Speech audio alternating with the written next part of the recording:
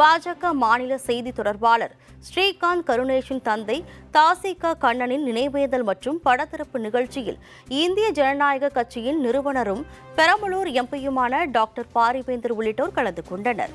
சென்னை ராஜா அண்ணாமலைபுரத்தில் உள்ள தனியார் பள்ளி வளாக அரங்கில் நடைபெற்ற நிகழ்ச்சியில் டாக்டர் பாரிவேந்தர், பாஜக மாநில தலைவர் அண்ணாமலை, புதிய நீதி கட்சி தலைவர் ஏசி சண்முகம் ஆகியோர் பங்கேற்று தாசிகா கண்ணனின் உருவப்படத்தை திறந்து வைத்தனர்.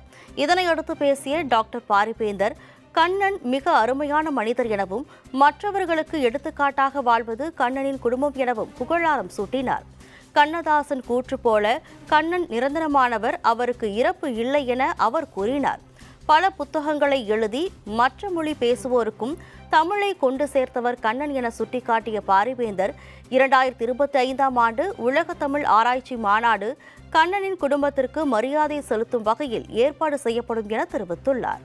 கண்ணதாசன் வகையிலே சொல்ல வேண்டுமானால், தாசி கண்ணன் அவர்கள் நிரந்தரமானவர், உங்களுக்கு இறப்பு இல்லை.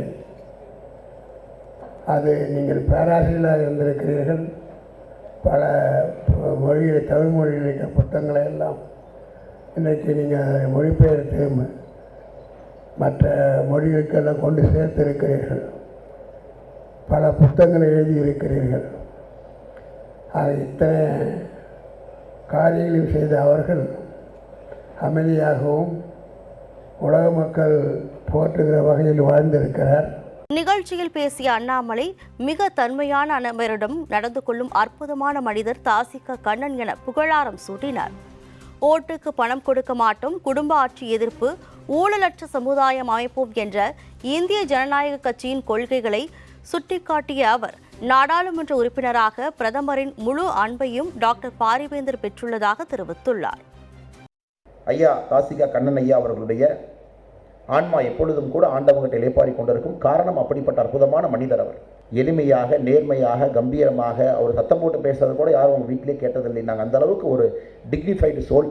இன்னைக்கு தமிழகத்தில் உண்மையாலுமே ஒருவருக்கு கல்வி தந்தை என்கின்ற பட்டம் கொடுக்க வேண்டும் என்றால் அண்ணன் பாரிவேந்தர் அவர்கள் கொடுக்கும். அதை தாண்டி அரசியல், அது அரசியலில் அந்த கட்சியினுடைய கொள்கை எல்லோரும் படித்து பார்க்கணும். இப்போ நிறைய பேர் அரசியலுக்கு வர்றாங்க.